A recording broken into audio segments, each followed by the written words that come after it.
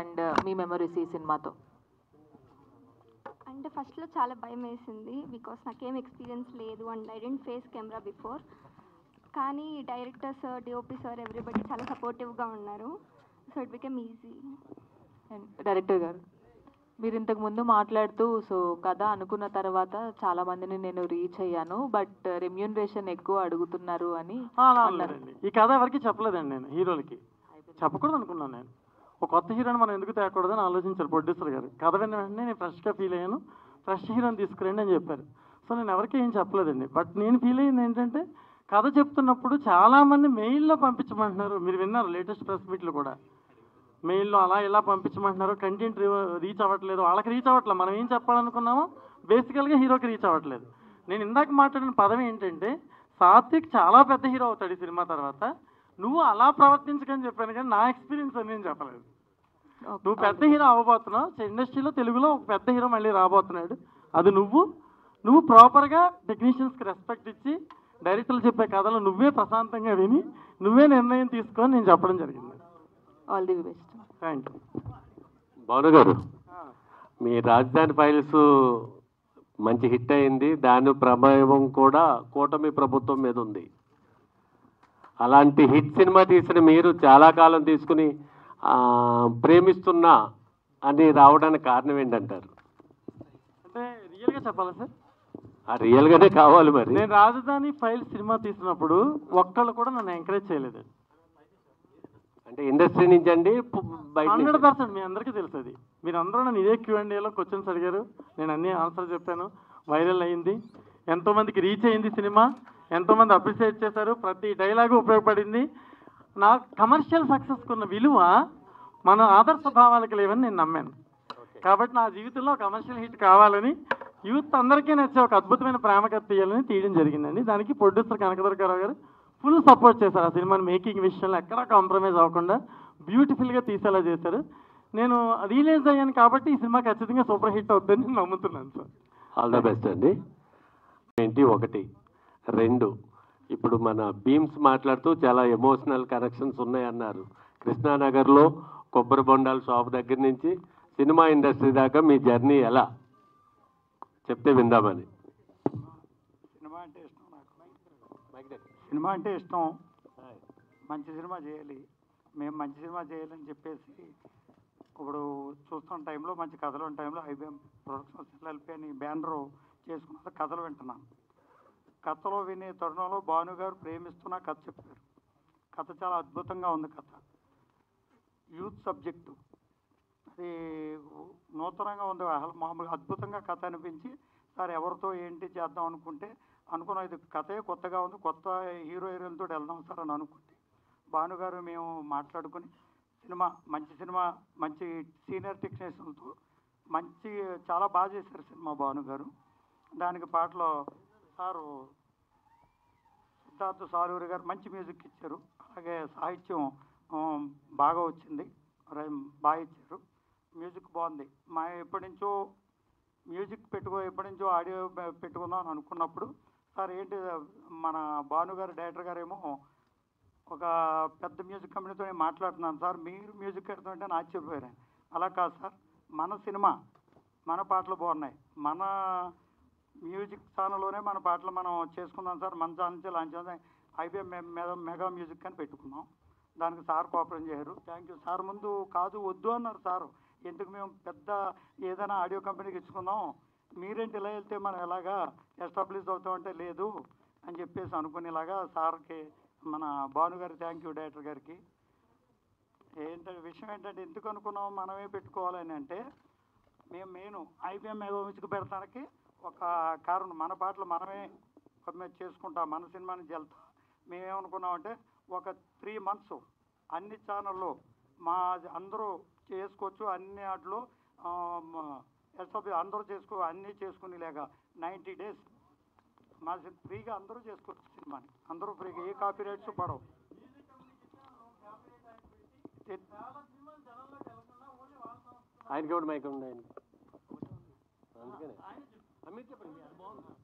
అంటే audio company మనం ఏమైపోతుందంటే సార్, అని రియల్గా మాట్లాడచ్చు కదా, ఒక కంపెనీ మనం అప్రోచ్ అయితే ఆ కంపెనీ హీరో ఎవరు, మ్యూజిక్ ఎవరు, ఇలా ఎక్స్ప్రెషన్లు వేసి ఒక పాట అనురాగ్ కులకర్ణి పాడాడంటే మనం ఎంత అమౌంట్ ఇచ్చి ఉంటాం సార్. అనురాగ్ కులకర్ణి ఈ రికార్డ్ చేయడానికి ఎంత ఖర్చు అయి ఉంటుంది. అశోక్ తేజ గారు లాంటి రాసినప్పుడు వాళ్ళు బేరీ చేసేటప్పుడు చిన్న హీరో, ఆ హీరో ఎలా ఉన్నారు, ఎవర హీరో, దాని తగ్గట్టు రేటు అని రకరకాల కండిషన్స్. మళ్ళీ ఏ ఛానల్లో ప్లే చేయకూడదు, కాపీరైట్ యాక్ట్. సో ఆయన ఏం చెప్పారంటే, నాకు ఎందుకు పెడదాం అనుకుంటున్నారు సార్ కంపెనీ అంటే, కాపీరైట్ యాక్ట్ వద్దు సార్, మనకి సినిమా జనంలోకి వెళ్ళాలి, సినిమా పాటలు జనంలోకి వెళ్ళాలి. ఒకప్పుడు అద్భుతంగా పాటలు విని థియేటర్లకి జనం వచ్చేవారు. ఇప్పుడు దాన్ని కట్టడి చేసేసి ఒకచోటే బంధించేస్తున్నారు దాన్ని. అలా కాకుండా మన పాటలు అన్ని ఛానల్స్లోనూ, అన్ని వెబ్సైట్లోనూ, అన్నిటిలోనూ రావాలి పాటలు అని చెప్పి పాటల మీద కాపీరైట్ యాక్ట్ లేదండి ఇప్పుడు ఈ ఆడియో మీద. 3 months ఈ పాటలను ఎవరైనా ఎక్కడైనా టెలికాస్ట్ చేసుకోవచ్చు అనేది ఆయన ప్లానింగ్. ఇది సినిమా ఇండస్ట్రీలో ఇప్పుడు ఎవరో చెయ్యని కొత్త వరవాడు. ఆయనకి సినిమా అంటే చాలా ఇష్టం. ఆయన ఆలోచనల నుంచి ఇది పుట్టుకొచ్చింది. నేను వద్దన్నాను ఫస్ట్, ఏదైనా బెడ్ కంపెనీ ద్వారా వెళ్దామని అంటే ఎందుకు ధైర్యం చేయట్లేదు, నేను ధైర్యం చేస్తున్నాను, నేను ఎప్పటి నుంచో మ్యూజిక్ కంపెనీ పెట్టాలనుకుంటున్నాను, సో పెడతాను అన్నప్పుడు ఇంక నేను కాదనలేకపోయాను. ఎందుకంటే ఆయన అభిప్రాయం, నిర్ణయం చాలా గొప్పగా ఉన్నాయి. సో నేను అప్పుడు అందుకని ఇంక నేను ఏం అనకుండా ఓకే సార్ అన్నాను. ఇంకా ఆయన మాట. ఐబిఎం అంటే ఏంటండి? ఐశ్వర్యాంబిక బాలు మహేష్. ఐశ్వర్యాంబిక బాలు మహేష్. భాను గారు ఈ కాపీ రైట్ గురించి మాట్లాడారు. అంటే మ్యూజిక్ కంపెనీ వాళ్ళే కాకుండా మ్యూజిక్ డైరెక్టర్లు కూడా కాపీ రైట్ వేస్తారు. ఇళయరాజా గారి పాట ఆయన పర్మిషన్ లేకుండా పాడితే ఆయన కాపీ రైట్ వేసిన దాఖలాలు ఉన్నాయి. అంటే ఈ సినిమాని కిల్ చేయడానికి కూడా ఈ కాపీ రైట్ ఒకటి. దానివల్లనే ఆయన ఈ కంపెనీ పెట్టడం జరిగింది. ఇప్పుడు నేను సినిమా తీస్తాను సార్, నేను సినిమా తీసిన వెంటనే ఫస్ట్ ఏం చేయాలి, ఒక ప్రెస్ మీట్ పెట్టాలి. నా టీజర్ రిలీజ్ అవుతుంది, నేను ఎవరిని అప్రోచ్ అవ్వాలి, ఒక మ్యూజిక్ కంపెనీని అప్రోచ్ అవ్వాలి. వాళ్ళు టీజర్ రిలీజ్ చేస్తానంటే నేను మీకు ప్రెస్ మీట్ పెట్టగలను. నేను టీజర్ రిలీజ్ చేయాలంటే ఆడియో కంపెనీ నాకు ఒక అగ్రిమెంట్ ఇవ్వాలి, నా పాటలు కొనుక్కుంటున్నట్టుగా. అంటే నా సినిమాలో ఉన్న ఏ ఐటమ్ జనానికి నేను చూపించే అధికారం నాకు లేదు. టీజరు ఆడియో కంపెనీ ద్వారానే వెళ్ళాలి, ట్రైలరు ఆడియో కంపెనీ ద్వారానే వెళ్ళాలి, ప్రతిదీ ఆడియో కంపెనీ ద్వారానే వెళ్ళాలి. చాలామంది నిర్మాతలు అక్కడికి వెళ్ళి చేతులు కట్టుకుని కూర్చోవలసిన పరిస్థితి ఉంది ఈవేళ. ఎగ్జాంపుల్ స్వర్ణ మాస్టర్, ఆవిడ ఒక సినిమా తీసి మొత్తం మ్యూజిక్ రైట్స్ అన్ని 200 పేజీల మీద సంతకం పెట్టించుకున్నారు ఆవిడ చేత. ఆవిడ ఒరియాలో సినిమా అమ్మాల్సి వస్తే 30 లక్షల రూపాయలు ఎక్స్ట్రా వస్తాయి దాన్ని ఆవిడ పోగొట్టుకుని ఆ సినిమా అంతా నష్టపోయారు. ఆవిడ మాట్లాడతారు నెక్స్ట్. ఎందుకంటే సినిమాని మనం బతికించుకునే ప్రయత్నం చేయాలి, సినిమాని జనంలోకి వెళ్ళే ప్రయత్నం చేయాలి. దీనికి ఇవన్నిటికీ కూడా ఆనకట్టలో కట్టేశారు వీళ్ళు. దీన్ని ఛేదించాలంటే దుర్గారావు గారు లాంటి ధైర్యవంతుడు, ఆయన లాంటి మంచి మనిషి, గొప్ప నిర్ణయాలు, ఆశయాలు ఉన్న వాళ్ళు మాత్రం అడుగు వేయగలరు. ఎందుకంటే చాలా రిస్క్తో కూడుకున్న వ్యవహారం. ఫైనాన్షియల్గా ఇప్పుడు ఈ ఆడియో అమ్మితే ఎంతో కొంత అమౌంట్ వస్తుంది, కానీ అవన్నీ కాదు, మన పాటలు జనంలోకి వెళ్ళాలి, ప్రేమిస్తున్న సినిమా జనంలోకి వెళ్ళాలి, ప్రతి ఛానల్లోనూ పాట మోగాలి, జనానికి రీచ్ అవ్వాలి, జనం వినగలిగి ఉండాలి, రూల్స్ అండ్ రెగ్యులేషన్స్ లేకుండా అని ఆయన చేయడం జరిగిందండి. దుర్గారావు గారు, అంటే ఇది మీ సినిమా కాబట్టి మీ మ్యూజిక్ కాపీరైట్ లేకుండా చేస్తున్నారు. మీరు బయట సినిమాలు చేస్తే వాళ్ళ సినిమాలు కూడా అట్లా కాపీరైట్ లేకుండా చేస్తారు. ఇప్పుడు ఈ సినిమాకి మేము నెక్స్ట్ ఆలోచిస్తాం. ఈ సినిమా మా సినిమా బట్టి మాత్రం మేము మా నిర్ణయం మాది కాబట్టి మేము ఇది ఆలోచించి. ఓకే, అంటే లైఫ్ లాంగ్ కాపీరైట్ లేకుండా ఉంటుందా? 3 months ఏమైనా డెడ్ లైన్ లేను? 3 months డెడ్ లైన్ పెట్టుకున్నాం ఈ సినిమాకి. ఈ సినిమాని మాట్లాడుతున్నాం, నెక్స్ట్ ఏంటన్నది ఆలోచిస్తాం. ఓకే, మ్యూజిక్ డైరెక్టర్ సిద్ధార్థ్, ఇది ఒక మ్యూజికల్ లవ్ స్టోరీ అంటున్నారు, మీ మీద ఎక్కువ భారం ఉంటుంది. ఎలాంటి సాంగ్స్ ఇచ్చారు, ఏంటి, ఎలా ఉండబోతుంది? అంటే అన్ని మెలోడీ సాంగ్స్ అండి బేసిక్గా మూవీ ఫుల్గా.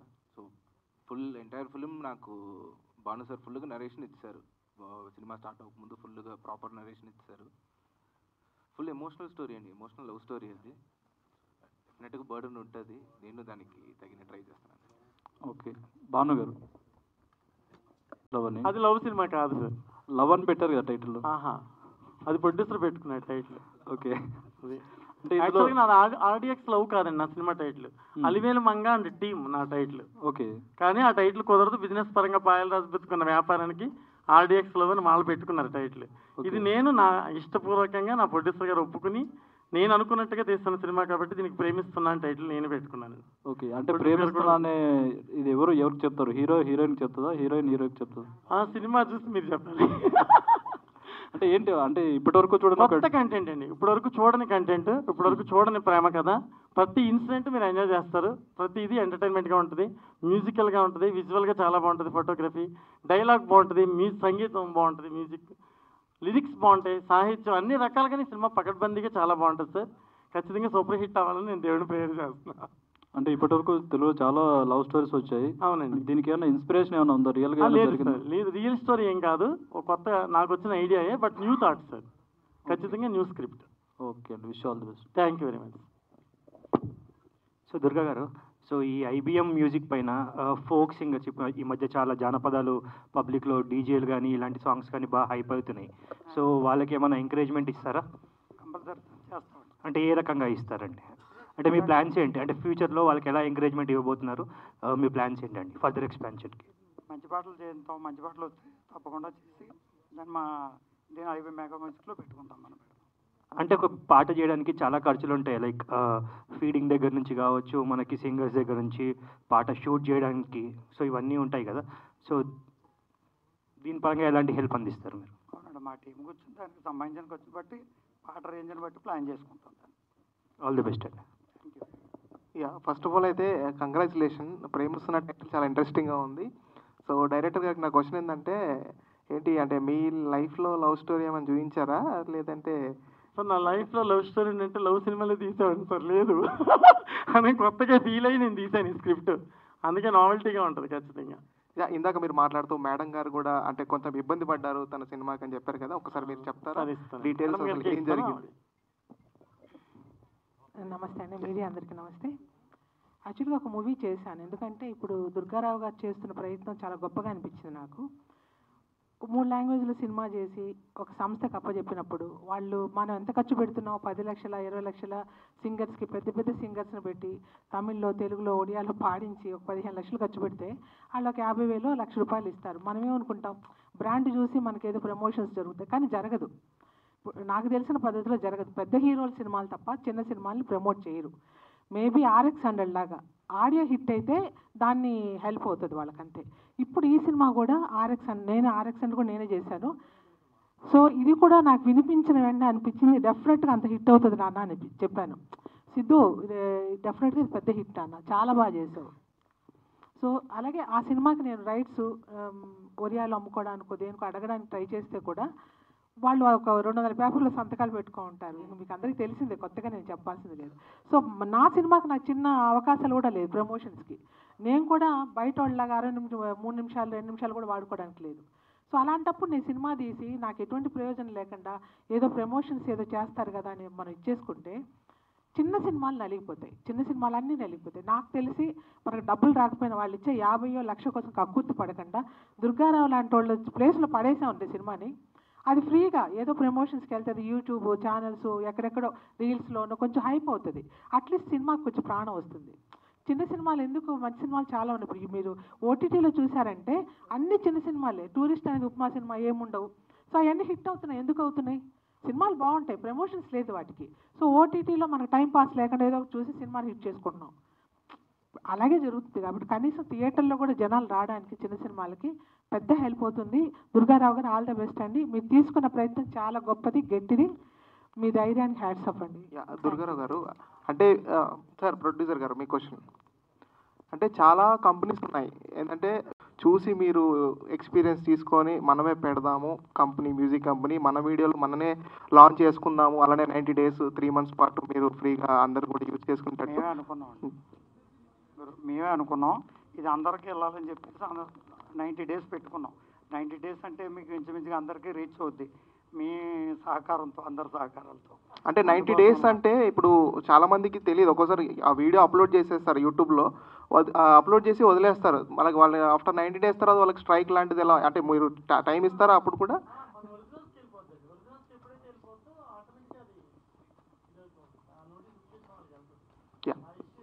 Wish you all the best అండి. Thank you sir.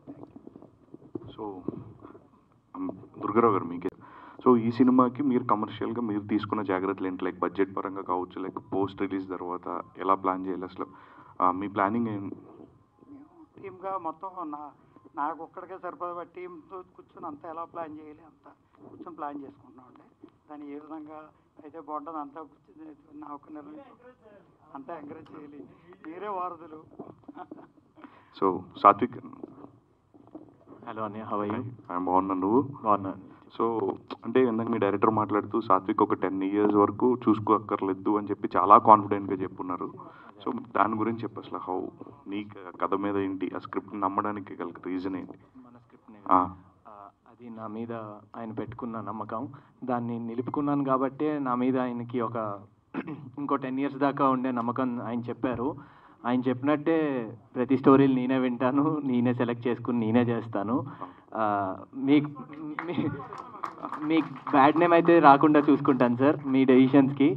అండ్ ఈ స్టోరీ ఇంకో లాస్ట్ ఏదో అడిగారు, అదే ఈ మూవీని అంత పర్సనల్గా ఓన్ చేసుకోవడానికి గల రీజన్, మీ ఎగ్జైట్ అయిన పాయింట్ ఏంటి?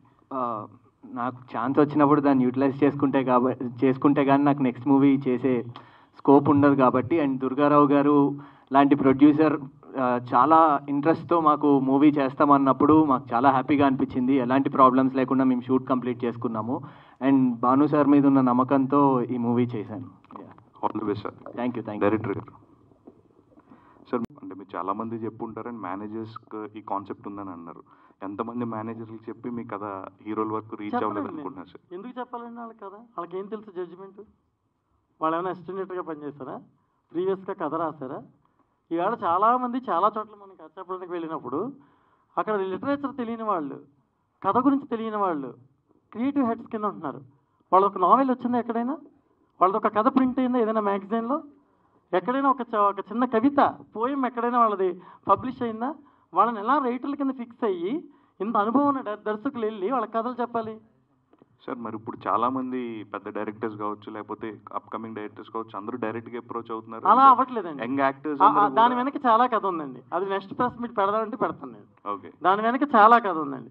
ఒరిజినల్గా కథని హీరో వినాలి. బాలకృష్ణ గారికి నేను కథ చెప్పాను, ఆయనే విన్నారు డైరెక్ట్గా. వెంకటేష్ గారికి కథ చెప్పాను, ఆయనే విన్నారు. ఎంత గొప్ప హీరోలు అండి వాళ్ళు. బాలకృష్ణ గారిని ఒక టైంలో 2 కథ చెప్తే 2 సార్లు 2 కథలు విన్నారు నావి. వెంకటేష్ గారు అందరూ ఎంకరేజ్ చేశారు మమ్మల్ని బిగినింగ్ స్టేజెస్లో. ప్రతి హీరో మెటీరియలిస్టిక్ అవ్వలేదండి. మెటీరియలిస్టిక్ అయ్యే పరిస్థితుల్లో కొన్ని అనివార్య కారణాలు అవి. కానీ వాళ్ళ వైపు నుంచి వాళ్ళు ఎంత పెద్ద హీరోలు, వాళ్ళు ఇప్పటికీ కథ వాళ్ళే వింటారు. ఇప్పటికీ బాలకృష్ణ గారు ఆయనే వింటారు, వెంకటేష్ గారు ఆయనే వింటారు, సురేష్ బాబు గారు ఆయనే వింటారు, నాగార్జున గారు ఆయనే వింటారు. సినిమా ఇండస్ట్రీ నిజంగా గౌరవించే ప్రతి హీరో అతనే కథ వింటాడు. ఇప్పుడు వస్తున్న చౌకాళ్ళు చాలామంది ఉన్నారు కదా, వాళ్ళకి బేసికల్గా సినిమా తెలియదు, ఇన్స్టెంట్గా హీరోలు అయిపోతారు. అయిపోయిన తర్వాత వాళ్ళ మేనేజర్ల మీద డిపెండ్ అయిపోయి వాళ్ళు ఏం చెబితే అది. ఒక కథ మనం చేయాలంటే మెయిల్ పంపించండి. మెయిల్ ఏమర్థం అవుతుంది కదా? ఇప్పుడు ప్రెస్ మీట్ నేను నోట్ పంపిస్తా, నోట్కి ప్రెస్ మీట్కి డిఫరెన్స్ లేదా? మీరు నన్ను క్వశ్చన్ అడుగుతున్నారు, నేను ఆన్సర్ చెప్తున్నాను. నా మనసులో ఏముందో వస్తుంది, మీ మనసులో ఏముందో వస్తుంది. నేను నోట్ పంపిస్తాను, ఏం తెలుస్తుంది సార్? ఆ నోట్ నాదా ఇంకొకరిదా? ఆ క్వశ్చన్ మీదా ఇంకొకరిదా? దీనికి ఎలా సమాధానం లేదో దానికి సమాధానం లేదండి. నేను సాత్విక్ ఏం చెప్తున్నానంటే అతను ఎక్స్ట్రాడినరీ పెర్ఫార్మెన్స్. ఈ మధ్యన చాలామంది కొంతమంది హీరోల గురించి తెగ మాట్లాడారు. 75 ఫిలిమ్స్ చేసిన హీరో, ఆ అబ్బాయి పెర్ఫార్మెన్స్ చేస్తుంటే యూనిట్ అంతా కన్నీళ్ళు పెట్టుకుంది. అలాంటి ఇన్సిడెంట్లో ఒక గొప్ప నటుడు సినిమా ఇండస్ట్రీకి అందుతున్నాడు ప్రేమిస్తున్న సినిమా ద్వారా. అది నేను చాలా గర్వంగా చెప్తున్నానండి. ఆల్ ది బెస్ట్ అండి. Thank you very much. Bhanu sir, cinema మీద ప్రేమతో సురేష్ ప్రొడక్షన్స్లో అసిస్టెంట్ డైరెక్టర్గా స్టార్ట్ చేసిన మీ కెరీర్ 20 ఏళ్ళు అయినప్పటికీ కూడా ప్రేమ సినిమా మీద ఉన్నప్పటికీ సినిమా సిస్టమ్ మీద, సినిమా సక్సెస్ మీద చాలా కోపంగా ఉంటారు, చాలా ఆవేదనగా ఉంటారు. కోపంగా ఉండండి. నేను ఎలా ఉంటుంది అడగండి సార్. సారీ, ఆవేదన ఉంటారు. ఎందుకుంటానంటే సార్, నేను ఫస్ట్ సినిమా డైరెక్ట్ చేశానండి. ఒక పాప పేరెంట్స్ ఇద్దరు విడిపోతే, చిరునవ్వుతో సినిమా తర్వాత విడిపోతే, అమ్మా నాన్న నన్ను ఎందుకు వదిలేయాలి, ఎందుకు విడిపోవాలని కథ తీస్తాను నేను. ఫస్ట్ అటెంప్ట్ అని అది. వాళ్ళిద్దరిని కోర్టుకు పిలుస్తుంది ఆ అమ్మాయి. మీ ఇద్దరు నాకు జన్మనిచ్చినప్పుడు మీరు నన్ను ఎందుకు వదిలేయాలి అనే పాయింట్ మీద తీసాను first film. అర్ధనారి second best film, 4 Nandi అవార్డులు. రాజు మహారాజు best film, jury award, Nandi అవార్డులు. రమ్యకృష్ణ గారికి రీఎంట్రీ నా సినిమా, సపోర్టింగ్ యాక్టర్స్ అవార్డు, ఆవిడకి నంది అవార్డు. ఇన్ని అవార్డులు వచ్చినాయి మాకు. ఇన్ని అద్భుతం. రాజధాని ఫైల్స్ మొన్న ఎంత ధైర్యంగా చేసిన సినిమా మీకు తెలుసు కదా. ఇన్ని అద్భుతమైన సినిమాలు తీసినప్పుడు ఉండదు విలువ, కమర్షియల్ సినిమా తీసినప్పుడే విలువ ఉంటుంది. అందుకే this is very biggest commercial film. కొత్త వాళ్ళతో ప్రేమ అంటే ఏంటో, ఒక కథ అంటే ఏంటో తీయాలని నేను కూడా అనుకున్నాను. ఎందుకంటే నేను పెరిగిన విధానంలో ఆదర్శ భావాల వైపు వెళ్ళాను, ఇకపై వెళ్ళదలుచుకోలేదు. జనానికి ఏం కావాలి, జనానికి ఏం నచ్చుద్ది, వాళ్ళ ఎంటర్టైన్మెంట్కి ఏం కోరుకుంటారు, ప్రేక్షకులకి నిజంగా మనస్ఫూర్తిగా సంతోషంగా నవ్వుకుని హాయిగా వెళ్ళిపోయే సినిమా మనం తీద్దాం. వాళ్ళకి ఉపదేశం ఇచ్చే సినిమాలు మనం ఇకపై తీయొద్దని నిర్ణయించుకున్న తర్వాతే దుర్గారావు గారికి కథ చెప్పడం జరిగింది సార్. అది నా కోపం ఉంది సార్. ఎక్కడ కోపం అంటే, ఓ మంచిని అప్రిషియేట్ చేయలేని మనుషుల మధ్యలో ఉన్నప్పుడు కోపం వస్తుంది. నేను రాజధాని ఫైల్స్ సినిమా తీశాను, ఎవరైనా అప్రిషియేట్ చేస్తారా? గవర్నమెంట్ ఫామ్ అయిన తర్వాత అక్కడికి డైరెక్టర్లు మీట్ అవ్వడానికి 43 మంది లిస్ట్ వస్తుంది, అందులో నా పేరు లేదు. పేరు లేనన్నందుకు కాదు నా ఫీలింగ్. రామోజీరావు గారు పిలిచి ఒక హాఫ్ అన్ అవర్ నాతో మాట్లాడి అప్రిషియేట్ చేశారు, చంద్రబాబు నాయుడు గారు. నేను చెప్పేది అది కాదు పాయింట్. అంటే మీరు పార్టీ వేళ విన్ అయిన తర్వాత మీరు అందరూ మాట్లాడుతున్నారు కదా, ఒక సినిమా రైతుల కోసం, రాజధాని కోసం ఫ్యూచర్ టెన్స్ చెప్పాను నేను, భవిష్యత్తు చెప్పా. నెక్స్ట్ రాజధాని అదే అవుతుంది, మారబోతుంది ప్రభుత్వం అని నేను చెప్పా. వీరబ్రహ్మం గారు గొప్ప అయినప్పుడు ఓ సినిమా వాడు కూడా గొప్పే కదా మరి ఫ్యూచర్ చెప్పినప్పుడు. ప్రశ్నించండి అన్నారు కదా చాలామంది, మరి నేను ప్రశ్నించాను కదా రాజధాని ఎక్కడని. ఎందుకు నా గురించి మాట్లాడలేదు? రాజధాని గురించి, రాష్ట్రం గురించి నేను ప్రశ్నించినప్పుడు నా గురించి మాట్లాడలేదు కదా, మరి అది నేరం కదా? మీరు చెప్పండి. సినిమా ఇండస్ట్రీలో ఎవరో క్వశ్చన్ చేయనప్పుడు నేను క్వశ్చన్ చేసినప్పుడు నేను విలువను కోరుకోవడంలో, దానికి ఒక స్థానం కోరుకోవడంలో నేరం ఉందంటారా? కానీ నేను కోరుకోలేదు, ఎందుకంటే నేను మంచి కోసం చేశాను, ఫార్మర్స్ కోసం చేశాను. ఆ రోజు అదే చెప్పాను, ఈ రోజు అదే చెప్తున్నాను. ఇప్పుడు కేవలం దుర్గారావు గారికి హిట్ ఇవ్వడం కోసం సినిమా చేశాను. సో ఈ క్రెడిట్ అంతా ఆయన్ని, మంచి లవ్ స్టోరీ నాతో చేయించారు. ఐ హోప్ ప్రేమిస్తున్న చాలా మంది సక్సెస్ రావాలి, అవార్డ్స్ తో పాటు మీకు రివార్డ్స్ కూడా బాగా రావాలి. మీరు అందరూ ఎంకరేజ్ చేయండి ఈ సినిమా, మీరు ఖచ్చితంగా ఎంకరేజ్ చేసి మీరే చేయాలి. మీరు అనుకుంటే ఏదైనా జరుగుద్ది, మంచిని మీరు ప్రోత్సహించగలరు. ఆ రోజు నన్ను మీరే ప్రోత్సహించారు, ఇండస్ట్రీలో ఎవరో ప్రోత్సహించాల. నా ప్రతి డైలాగ్ యూట్యూబ్లో పెట్టి, అక్కడ పెట్టి, ఇక్కడ పెట్టి మీరే నన్ను ఎంకరేజ్ చేసింది తప్పితే ఎవరో ఎంకరేజ్ చేయలేదు ఆ రోజు కూడా. కానీ లాభ నష్టాలు కానీ ఎన్నో చూసుంటారు. సో రకరకాల మనస్తత్వాలు, అభిప్రాయాలన్నీ చూసుంటారు. సో ఈ సినిమాని తీసుకోవడానికి సబ్జెక్ట్లో మీకు నచ్చిన పాయింట్ ఏంటి? పబ్లిక్ యాక్సెప్ట్ చేసింది కొత్తగా చెప్పారు సార్, కొత్తగా ఉంది సబ్జెక్టు. అది చాలా అద్భుతంగా చెప్పారు సార్ మన డైరెక్టర్ గారు. దాన్ని ఎలా చేయాలంటే కొత్తగా అనిపించి కొత్త ఆర్టిస్టులతో చేస్తే బాగుంటుందని చెప్పి అనుకుని చేసాం. చాలా బాగా వచ్చింది సినిమా. అందుకే నాకు బాగా అనిపించే మా మ్యూజిక్ కూడా మేమే చేసుకుంటాను ముందుకు వచ్చాం అనమాట. అంటే ఫ్యామిలీ ఓరియంటెడ్గా ఉంటుందా, ఒక జోనల్లో వెళ్తుంది? ఏ జోన్? ఎవరన్నా ఫ్యామిలీలో